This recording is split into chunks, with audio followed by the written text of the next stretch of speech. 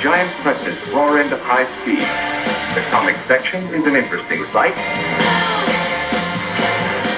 Back in the 1950s, comic books were demonized as causing juvenile delinquency. And there was an uproar. There were hearings in Congress.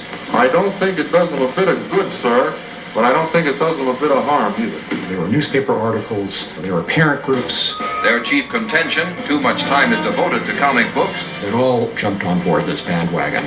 And to defend themselves, the major publishers created a combined entity called the Comics Code Authority. If the comic code wasn't on the front of your comic book, a lot of dealers wouldn't handle it on the newsstand. For many, many years, comics were not allowed to do stories that showed real conflict, real human conflict, because the code would come down on us. Comics had become a kids' medium. Adults weren't reading them. They were set up with the Comics Code authorities to make them very bland and were actually kind of static and often kind of boring.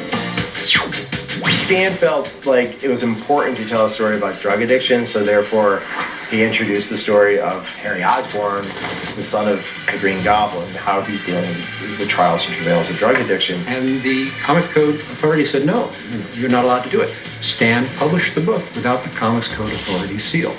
And that was a huge risk because the general consensus would not buy a comic book that wasn't approved by this code authority.